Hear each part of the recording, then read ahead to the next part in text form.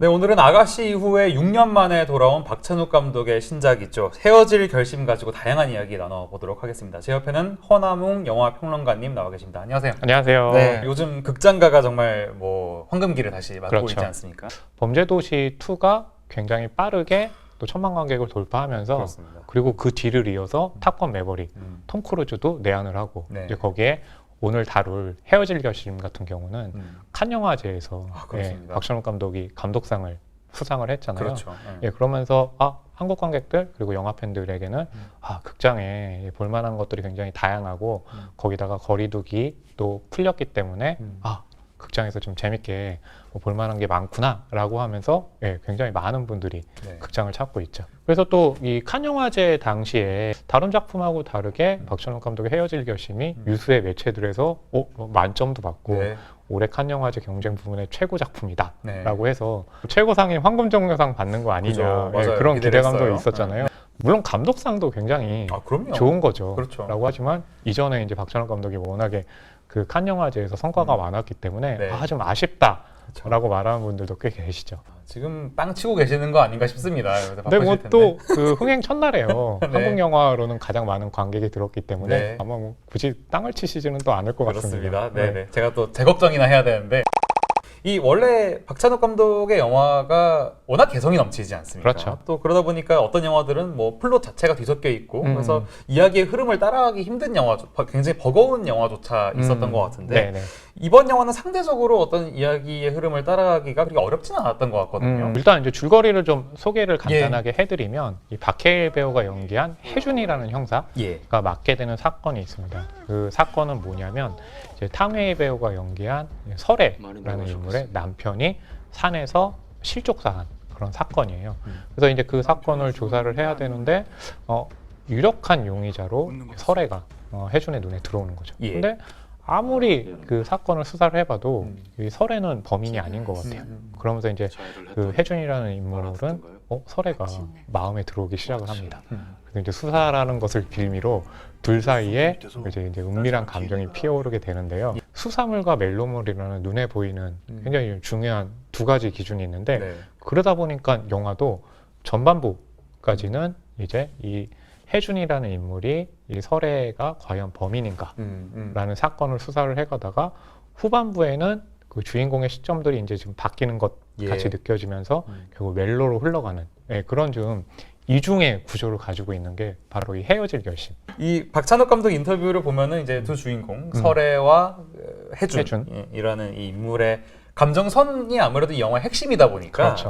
어떤 자극적이거나 폭력적인 장면들을 일부러 좀 최소화했다고 하더라고요. 그래서 박찬욱 감독 영화는 너무 좋은데 너무 보기가 힘들어 이런 분들이 계시거든요. 저도 네네네. 그중 한 명입니다. 근데 그게 이미지상으로 보기가 힘든 면도 있지만 이 박찬욱 감독의 제작사 이름이 모호 필름이잖아요. 모호 필름. 그러니까 이 예술의 어떤 그 경지에서는 결말과 관련해서 또 영화의 결말과 관련해 가지고 어떤 영화들은 딱 떨어지는 그래서 관객의 입장에서는 그래 이렇게 끝나는구나 라고 생각하는 영화가 있지만 박찬욱 감독의 영화는 보통 보게 되면 딱 끝나고 났을 때 이게 끝이 아닌 것 같아 라고 하는데 일종의 이제 이 헤어질 결심에서 중요한 건 미결 로 끝나잖아요. 사건이 그렇습니다. 미결로 끝나고 중요한 단어죠. 둘의 사랑이 또 미결로 끝나는데 미결로 남겨두고 그 미결로 남겨진 그 이후의 상황을 관객들이 해석할 수 있도록 남겨주는 거죠.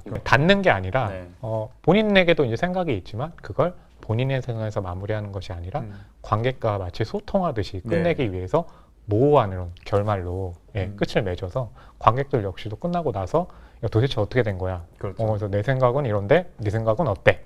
라고 하는 식의 그런 좀 소통을 만드는 거죠. 이번 영화는 약간 박찬욱 감독의 좀 순한 맛이라고 봐도 될 것 같은데 네네. 국내 팬들 반응은 좀 어떨 것 같으세요? 뭐 국내 팬들 역시도 좀 순한 맛이다. 그리고 15세 관람가라는 것이 박찬욱 감독의 영화치고는 굉장히 좀 이례적이다라고 하는데 저는 이렇게 순한 맛인가? 라는 생각을 갖고 있는 게 이 영화가 다루는 게 어른들의 사랑이잖아요. 그렇습니다. 극 중에 이제 설애도 그렇고 또 혜준도 그렇고 각자 배우자가 있어요. 우리가 이렇게 좀 윤리적으로 봤을 때 그렇죠. 배우자가 있는데 다른 남자를 만나? 다른 여자를 만나? 라고 하는 게 어떻게 보면 또 어른들의 세계에서는 이제 복잡함을 주기도 하고 그렇죠. 그리고 이 두 사람 극중 주인공이 엮이게 되는 일들이 살해 사건이잖아요. 그렇습니다. 저는 오히려 그런 점에서 이런 감정들 같은 경우는 네. 순한 맛이 아니라 이상한 맛이다. 이상한 맛이 아니라 저에게는 좀 맵다. 맵다. 역시 어른들의 사랑은 단순하지가 않구나. 박찬욱 감독의 화양 연화라고 네. 표현하시는 분들이 있어요. 그쵸. 그러니까 화양 연화도 저희가 생각해 보면 그 영화 안에서 어떤 굉장히 어떤 폭력적이거나 자극적이거나 심지어 어떤 섹슈얼리티를 자극하는 어떤 그런 장면들이 등장은 하지 않잖아요. 네네. 하지만 뭔가 농있고 뭔가 어른들의 어떤 그런 감정이 느껴진 영화 아니겠습니까? 그러니까 그런- 농익고라고 하실 네, 때 확 오죠. 표정이 그 헤어질 결심도 보게 되면 네. 어떤 면에서 설애와 혜준에게 있어서는 정말 살아가면서 아주 짧았지만 가장 아름다웠던 시절일 수도 있는 거고 그렇네요. 또 중요한 건 헤어질 결심의 포스터를 보게 되면 둘이 택시 뒷좌석에 맞아요. 택시는 아니었죠. 그러니까 네. 자동차 뒷좌석에 네. 앉아가지고 손이 닿을락말락하는 장면이 있는데 화양연화에도 오, 극 중에 그쵸 같은 장면이 양조위와 있죠. 장만옥이 택시 안에서 두 사람도 어떻게든 감정이 있는데 그렇네요. 각자의 배우자가 있기 때문에 네. 또 다가갈 수는 없고 하는 장면들이 있잖아요. 거의 뭐 비슷한데요. 그렇죠. 그러니까 비슷하다고 하긴 하지만 박찬욱 감독의 영화 특징 중에 하나는 뭐냐면 이전에 자신이 굉장히 좋아했고 열광했고 인상받았던 그런 영화와 특정 장면들을 가져와 가지고 네. 그것을 굉장히 창조적으로 재해석하는 분위기가 있잖아요. 그래서 네. 이 헤어질 결심에서도 극 중에 설애와 혜준이 이 차 뒤에 있을 때 거기다 수갑을 차고 있어요. 맞습니다. 근데 어떤 면에서 수갑을 찼다는 건 혜준이라는 형사가 이 설애라는 범인을 잡았다로 해석이 되기도 하지만 예. 이 두 사람은 각자 서로 떨어지려고 하고 서로를 향한 감정을 지금 숨기려고 하지만 마치 수갑에 채워진 것처럼 두 사람은 하나로 감정이 묶여 결국 있다라는 것을 또 보여준다는 점에서도 네. 굉장히 좀 중요한 그러네요. 이미지인 거죠. 캐스팅이 네. 한마디로 표현하면 굉장히 신비롭다. 아, 캐스팅이 그런 네네. 느낌을 제가 받았던 것 같아요. 뭐 탕웨이 씨는 동양에서 가장 로맨스 연기 잘하는 여배우라고 해도 과언이 아닐 텐데 네네. 저는 만추 같은 영화 떠올랐거든요. 네. 그 영화도 김창완도. 그렇고 이번 영화도 그렇고 안개가 굉장히 중요한 네. 어떤 그런 배경으로 사용이 그렇죠. 되고 또 심지어는 그 작품도 그렇고 이번 헤어질 결심도 그렇고 탕웨이가 맡은 배역이 굉장히 미스터리한 인물로 또 등장을 하지 네, 않습니까? 맞아요. 국내 배우가 아닌 네네. 어떤 그 중국 배우, 네네. 그러니까 외국 배우를 쓰는 데는 어떤 이 영화에 좀 의도가 담겨 있다고 볼 수 그렇죠. 있을까요? 뭐 네. 여러 가지 있을 수 있는데 예. 일단은 탕웨이 배우를 캐스팅하고 배경을 좀 설명을 해드리면 예. 박찬욱 감독이 탕웨이 배우와 함께 하고 싶었대요. 함께 영화를 찍으면 어떨까라고 하면서 시나리오가 다 완성되지 않은 상황에서 예. 일단 탕웨이 배우에게 이제 이렇게 의사를 좀 물어봤고 네. 또 탕웨이 배우 쪽에서는 출연할 결심. 음. 이 극 중에 이제 탕웨이 배우는 중국인으로 설정이 돼 있잖아요. 그렇습니다. 이제 한국말을 잘 하지는 못하지만 저는 거기서 생기는 굉장히 다양한 층위들이 있다고 생각을 해요. 재밌더라고요. 네, 그러니까 가령 뭐냐면 한국말을 하긴 하지만 그 뉘앙스라는 것이 한국인처럼 다 살진 않기 때문에 네. 저희는 그런 뉘앙스를 보면서 여러 가지 감정들을 해석을 할 수 있는 거죠. 그렇죠. 그리고 한국어가 능하지 않기 때문에 극 중에 탕웨이는 표정으로 말하는 부분들도 있죠. 네. 근데 아까 말씀하신 것처럼 동양에서 멜로 연기를 가장 잘하는 그렇습니다. 배우가 탕웨이라고 지금 기자님께서 말씀해 주셨잖아요. 예. 근데 중요한 건 탕웨이는 그렇죠. 그러니까 그러니까 중국 쪽에서 작품 활동을 하긴 하지만 할리우드에서도 하고 한국에서도 하고 여러 군데에서 하면서 아마 언어로 전달하는 그런 연기도 잘하지만 표정으로 전달하는 연기도 비언어적인 예, 맞아요. 그것도 굉장히 좀 잘하잖아요. 예. 이 언어가 아닌 표정의 부분에서 또 탕웨이 배우가 영화에 어떤 해석을 또 굉장히 많이 열어놨다라는 의도를 좀 볼 수도 있는 거죠.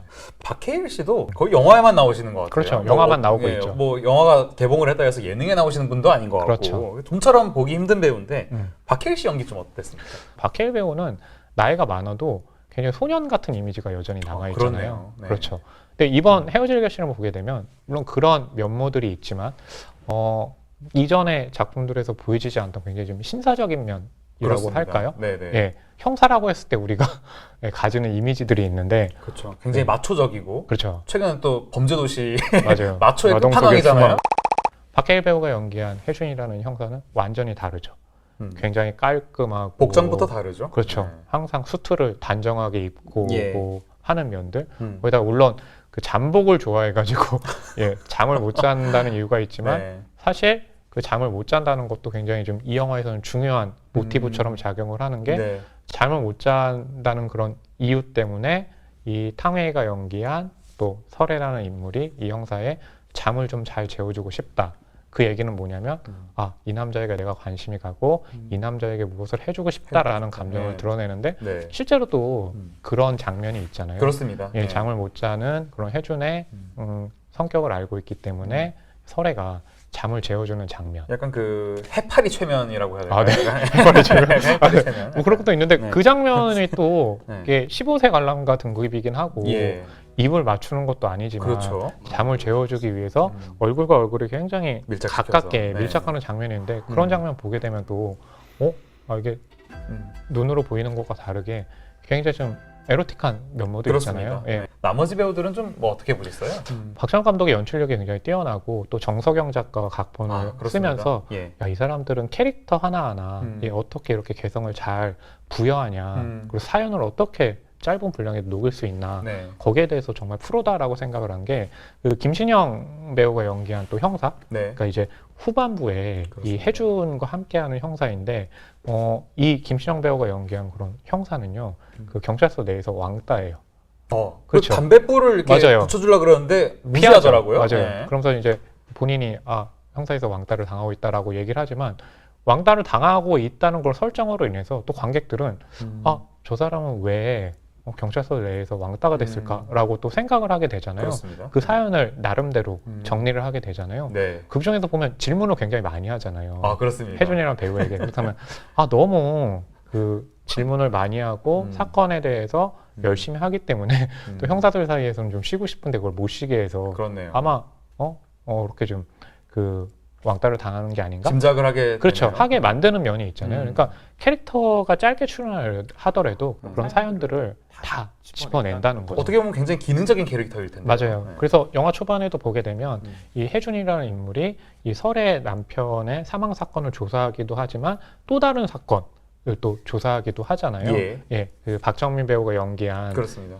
그 호상의 인물을 잡기 위해서 또 다른 사건을 수사하고 있는데 그렇게 해서 단서를 얻으려고 오빠 PC방에 네. 가는 설정이 초반에 등장하잖아요. 네, 근데 그 오빠 PC방에서 일하는 여자 아르바이트생도 보게 되면 정말 얼마 안 나오잖아요. 근데 사투리를 썼던 것 같아요. 맞아요. 기억에. 사투리를 쓰게 되니까 또 그 사투리를 통해 가지고 저 사람은 또 고향이 어딘가? 네. 왜 여기까지 또 오게 됐을까? 라는 것을 우리가 또 짐작을 하게 네. 되잖아요. 그게 말하자면 다 드러나지는 않지만 관객들이 사연을 통해서 저 캐릭터에게도 무언가 있다라는 것을 주는 그런 연출과 이야기, 각본의 힘인 거죠.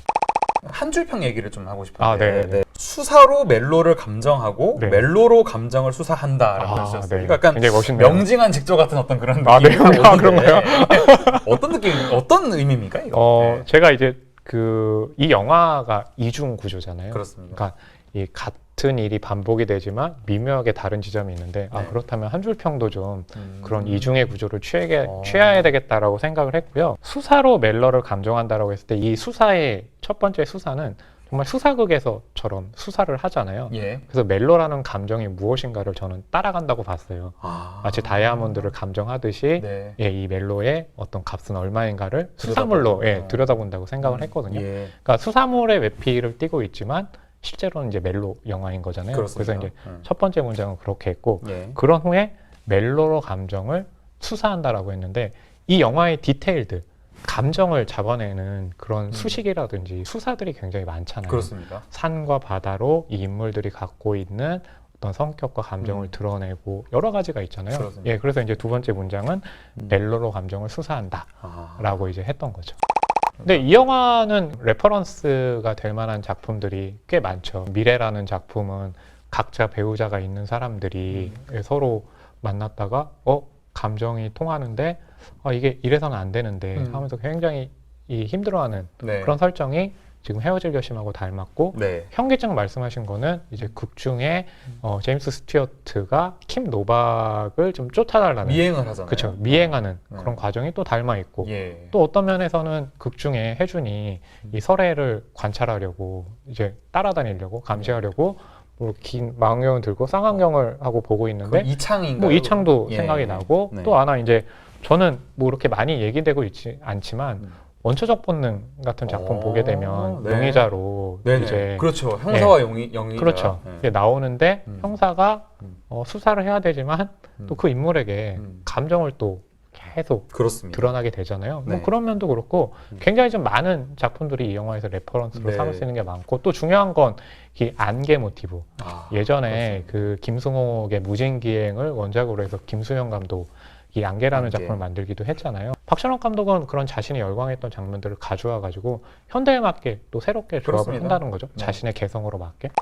사실 그쵸. 수사라는 게 상대를 파악하고 취조하고 추궁하는 일이잖아요. 그쵸. 근데 우리가 또 연인 간에도 네네. 서로 뭐 신경전 벌이기도 하고 서로 뭐 니탓 내탓 하기도 하고 하잖아요. 네네. 그런 부분도 조금 약간 그 맞닿아 있는 느낌도 좀 그렇죠. 들더라고요. 그러니까 이 영화의 아이디어는 뭐냐면 수사라는 그런 좀 기법을 가지고 이게 연인들 간에 서로 간의 감정을 알아가는 것과 비슷한 맥락이 있구나라고 네. 생각을 한다는 거잖아요. 네네. 뭐냐면 사람들은 서로 처음에 딱 눈이 맞아서 좋아하게 될 때 어떤 한 면을 보게 되지만 시간이 지나면 지날수록 관찰하는 시간이 늘면 늘수록 거기서 생기는 또 다른 매력 그리고 네. 좀 빠져들게 되는 부분이 있잖아요. 그렇습니다. 근데 이 영화의 수사라는 것은 혜준이 이 설애를 용의자로 계속해서 가까이서 관찰하고 감시하고 또 많은 함께하는 시간을 통해 가지고 깊이 있게 알아가는 시간을 갖잖아요. 예. 그게 이제 수사와 멜로가 이제 통하는 부분인데 네. 중요한 건 수사를 하게 됐을 때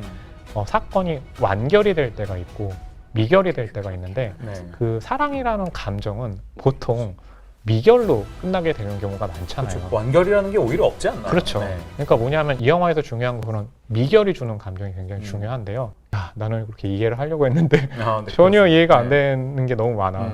남녀 사이는 그렇잖아요. 그렇죠. 예, 네. 그런 정의를 굉장히 미결이라는 네. 방식으로 이 영화를 끝냈다라고 하는 것도 굉장히 좀 독특한 영화다라는 것을 부여를 한 거죠. 장면들도 수사를 하는데 약간 로맨스처럼 그린 장면들도 있더라고요. 아, 제가 네. 보기에는. 그러니까 예를 그렇죠. 들어서 네. 취소실인데 그 안에서 초밥 먹고 뒷정리하는 장면들이라든지 뭐 칫솔에 치약 따주는 장면들은 그렇죠. 보통 연인끼리 하는 그런 맞아요. 부부가 하는 어떤 그런 일처럼 보이기도 하고 네. 그리고 또 영화 전반에 걸쳐서 이제 서로가 서로를 염탐을 하면서 스마트워치로 녹음을 하잖아요. 네네. 근데 그 녹음을 한 내용을 나중에 서로가 듣잖아요. 비밀스럽게 남겨놓은 러브레터를 좀 이렇게 맞아요. 보는 느낌도 그쵸. 들고 이러면서, 뭐 하나 예. 더 추가를 한다면 예. 이제 혜준이 이 설애가 그 나이든 할머니들을 이제 도와주는 네. 그런 일을 하고 있잖아요. 그래서 월요일에는 어떤 할머니를 찾아가고 화요일에는 어떤 할머니를 찾아가고 할머니를 찾아갈 때마다 그 집의 바깥에서 차 안에서 이제 그 쌍안경으로 살펴보는데 그 거리가 있잖아요. 그렇죠. 근데 어느 순간 보게 되면 거리가 있는데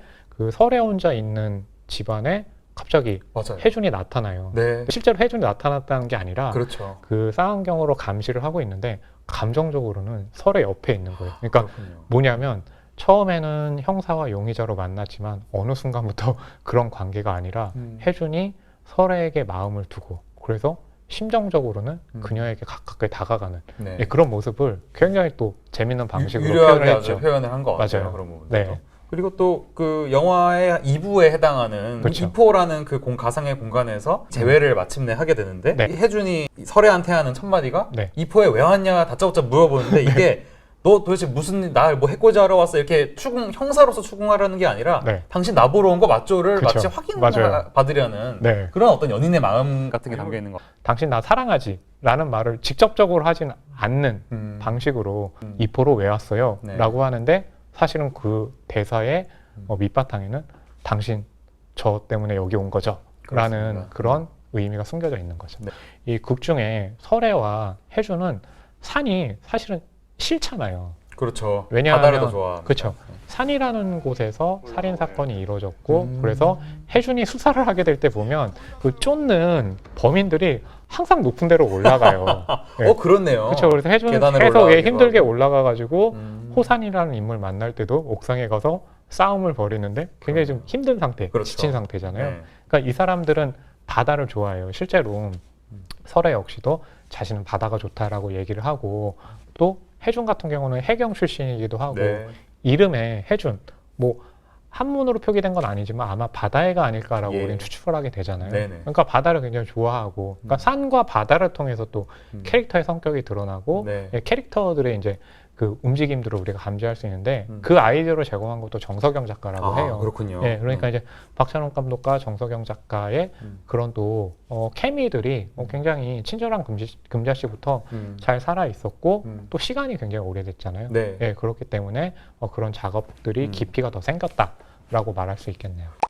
헤어질 결심이란 제목도 네. 처음 들었을 때 굉장히 강렬하고 음. 잊어버릴 수가 없는 거예요. 그쵸. 너무 그 궁금증을 자아내는데 맞아요. 굉장히 그 단어 자체가 주는 이국적이고도 좀 어색한 면이 있었단 말이에요. 근데 네. 결국 헤어지지 못한 얘기가 맞아요. 들려요. 그러니까 그죠? 헤어질 결심이라고 하지만 뒤에 점점점이 붙어 있는 것 같은 느낌. 아무리 그러니까 우리가 사랑한다고 해도 얘가 싫어졌어. 아니면 또 다른 이유로 헤어지려고 하는데 딱 정말로 칼로 무 썰듯이 그렇죠. 헤어지기는 너무 오늘부터 이제 힘들잖아요. 끝이야. 맞아요. 네. 그러니까 결심을 하더라도 그건 쉽지는 않잖아요. 네. 그런 제목들이 있고 헤어진 결심을 했지만 어떻게 헤어져야 할지 잘 모르겠고 아직 감정은 남아있고 예. 그런 아직 잔존하는 감정들 그게 이 영화에서 안개라는 시각적인 이미지가 네. 무엇을 의미하냐라고 했을 때 또 제목과 연결해서 해석할 수 있는 그런 부분이 있었던 어떻게 보면 거죠. 아까부터 계속 말씀하신 미결이라는 그 말도 맞닿아 맞아요. 있다고 볼 수 있겠네요. 예. 그렇죠? 그래서 그 헤어질 결심이라는 이 영화의 제목이 처음에 소개될 때 오프닝 나올 때 있잖아요. 예. 헤어질 결심이 안개 속에 굉장히 희미하게 딱 오. 등장하다가 마치 불이 켜지듯 차파박 맞습니다. 하고서 네. 나오는 장면이 있잖아요. 네. 예, 그런 것들도 단순하게 그냥 사용한 게 아니라 시각적으로 그쵸. 이미지를 예, 불러오는 거죠. 이게 어떤 식의 감정을 우리가 표현할 거야 라는 음. 것들을 헤어질 결심이라는 제목의 표기를 통해서 또 네. 보여주기도 한 거죠. 약간 동양화처럼 묘사된 포스터 혹시 그쵸. 기억나시는지 보면은 좀 생뚱맞긴 한데 멕시코 여류화가 중에서 프리다 칼로 생각나더라고요. 네. 그 저는 이제 모나리자와 비슷한 포스터를 가장 인상적으로 봤거든요. 예. 근데 이제 모나리자의 그림을 포스터로 활용한 걸 보면서 저기에도 또 이 영화가 갖고 있는 주제가 저기 숨겨져 있구나. 네. 우리 모나리자와 관련해서는 저게 과연 누구냐라는 것을 그렇죠. 우리는 굉장히 중요하게 생각을 하고 네. 그게 미스터리한 감정으로 남아있고 그렇죠. 바로 그런 미스터리한 감정이 지금까지 모나리자가 왜 오랫동안 사랑을 받는지를 보여주는 그런 네. 영화의 정체이기도 하잖아요. 네. 네. 이 영화 역시도 그런 거죠. 이 극 중에 이제 설에는 수사물로 봤을 때는 일종의 판무파탈 같은 인물이기도 해요. 네. 하지만 혜준이 만나보니까 판무파탈이라기보다는 이 설애라는 인물은 살기 위해서 누군가를 죽여야 됐고 항상 좋은 사람을 찾으려고 했지만 그것이 쉽지 않았고 네. 그렇기 때문에 순수한 면도 보이고 그래서 굉장히 그와 관련해서 중요한 장면이 이 두 번째 후반부에 가게 되면 절에서 만난 어떤 인물들이 이 설애를 우연히 본 장면이 있잖아요. 근데 네. 그래서 이 사람이 설애가 입었던 이 코트가 그렇습니다. 녹색이었어. 아니야, 파란색이었어. 라고 얘기를 하잖아요. 네. 실제로도 설애가 후반부에 입고 나오는 그 코트를 보게 되면 네. 어떻게 저게? 보게 되면 녹색일 수도 있고 그렇습니다. 어떨 땐 또 파란색일 수도 있어요. 네. 어떤 사람이 어떤 관점에서 볼 땐 저 사람은 음. 판무파탈 같아요. 살인자 같아요. 근데 또 혜준같이 계속 감정을 느끼고 이 사람을 깊이 아는 사람은 너무나 순수한 사람이에요. 예. 그리고 너무나 좋은 사람이에요. 그러니까 그런 복합적인 면들이 인간들에게는 모두 있잖아요. 네. 근데 설애에게는 그런 이중적인 면모를 그런 또 코트의 그렇죠. 색깔이 어디에서 보느냐에 따라 달라진다는 것으로 또 드러내고 있다는 것. 이거 역시도 네. 이 마치 모나리자의 정체가 누구야? 네. 저거 그린 화가를 여자처럼 표현한 거야? 실제로 저 그림 속 주인공이 이 그림을 의뢰했을 때 그 주인공인 거야. 잘 네. 아직도 밝혀지지 않았잖아요. 그렇습니다. 그런 것 같은 또 효과를 내고 있는 거죠. 보는 사람에 따라 다르다는 얘기하니까 또 극 중에서 설의 집이었나요? 혜준의 네. 집이었나요? 벽지가 맞아요. 이렇게 파도 모양인지 어떻게 그쵸. 보면 파도 같고 바다 갖고 어떻게 설의 보면 집에서 산 것 이 같아요. 네. 벽지를 보게 되면 네. 그 파도를 굉장히 정형화 시켜서 그렇습니다. 디자인한 그런 벽지가 있는데요. 근데 그런 벽지 같은 모습, 그게 바로 이제 박찬욱 감독이 왜 스타일을 중요시 하느냐라는 것을 보여주는 그런 또 예일 수도 있는 거죠. 여기서 굉장히 재밌는 좀 시점 효과들이 있거든요. 가령 그 영화의 초반에 이 살해된 설애의 남편 죽어 있는 시점에서 그렇습니다. 그 죽은 그 눈으로 보는 시점이 있잖아요. 그렇죠. 개미 지나다니고. 맞아요. 네. 파리도 날아오고 네. 굉장히 탁하잖아요. 근데 그렇습니다. 그 장면 이후에 바로 나오는 장면이 뭐냐면 혜준이 눈에 안구건조증 때문에 인공 눈물을 넣어요. 네. 뭐냐면 지금 안개전국인 거잖아요. 이 수사와 관련해서. 그렇습니다. 그다음에 혜준은 어떻게든 맑은 눈으로 바라보려고 하듯이 이렇게 눈물을 넣잖아요. 네. 근데 뭐 사건이라는 것도 그렇고 눈에 보이는 것들은 정말로 인공 눈물을 넣고 눈을 맑게 하면 보이긴 해요. 근데 감정은 실체가 없기 때문에 보이지 않잖아요. 그렇습니다. 예. 그런 것들도 굉장히 간단한 그런 시점사를 통해서 또 보여주고 있다는 것. 그것도 굉장히 좀 재미있고 예, 그렇기 때문에 저는 이 헤어질 결심을 볼 때마다 그 재미있게 해석할 수 있는 지점들이 많은 거죠. 네. 예, 그렇기 때문에 헤어진 결심을 보시겠다고 결심하신 분들이라면 네, 자주 한 이용하시네요, 이거. 한 번을 봐도 좋지만 두 번째 보고 세 번째 봤을 땐 네. 또 다른 의미들이 있다라는 것을 좀 말씀드리고 싶네요. 딱 이제 영화가 끝났어요. 네네. 극장에서. 어떤 느낌이 드셨나요? 소감이 어떠세요? 보통 이제 크레딧이 올라가게 되면 기자 시사회라고 할지라도 사람들이 바로 이렇게 우르르 나가요. 그래요? 예, 왜냐하면 이제 영화를 봤기 때문에 화장실도 가야 되고. 화장실도 가야 되고 빨리 이제 기사를 또 예. 선고를 해야 되잖아요. 근데 박찬욱 감독의 헤어질 결심 같은 경우는 영화가 끝나면 이 영화의 주제곡 격인 안개라는 예, 노래가 흘러나와요. 중요하죠. 네, 굉장히. 정훈이와 이제 송창식이 예. 함께 불렀는데 그 여운이 굉장히 오래 남는 거예요. 그래서 많은 그 기자실에 참석했던 기자분들과 평론가분들이 자리를 뜨지 않고 그 음악이 끝날 때까지 기다리는 거죠. 네. 그러니까 그 얘기는 뭐냐면 항상 박찬욱 감독의 영화는 그랬지만 그리고 모든 좋은 영화는 그렇지만 여운이 남는 작품들이 있어요. 그렇습니다. 그 여운이 남는다는 건 감정상으로도 굉장히 고조돼 있고 또 하나 곱씹을 만한 요소가 많다. 그렇습니다. 예, 이기 때문에 예, 많은 분들이 그 안개 음악이 네. 끝날 때까지 예, 자리를 지켰고 저 역시 이 음악도 좋구나. 도대체 이 영화는 안 좋은 게 뭘까? 네. 예, 라는 안개가 생각을 하게 신의 됐습니다. 한 수였군요. 근데 예전에 보게 되면 트윈폴리오에서 네. 그 윤영주, 송창식 예. 이런 분들께서 안개를 불렀던 적이 있었대요. 예. 예, 그래서 이 헤어질 결심이라는 것은 남녀의 감정이 굉장히 중요하잖아요. 그렇습니다. 그래서 정훈이 선생님 혼자 부르는 것보다 음. 송창식 선생님도 함께해서 부르는 게 좋겠다라고 음. 해서 이제 설득을 해가지고 네. 예, 두 분이 같이 부른 노래가 영화의 마지막에 흘러나오는 겁니다. 네. 저도 뭐 아직 귓가에 맴도는 듯한 귓가에 그런 것 같아요. 멈다면 네. 부르실 수도 있나요? 무슨 지금? 인형이 있어가지고 제가 예. 깐느박의 큰 성취에 이어서 국내에서 이 헤어질 결심에 대한 이 영화에 대한 관심은 지금부터라고 해도 과언이 아닐 것 같습니다. 많은 분들이 영화 보시면서 또 풍부한 감상을 해주셨으면 좋겠고요. 네, 오늘 소중한 자리 함께 해주신 허남몽 영화평론가님께 감사 인사드리겠습니다. 다음 시간에 팝콘각 더 재미있는 영상으로 찾아오겠습니다. 감사합니다. 감사합니다.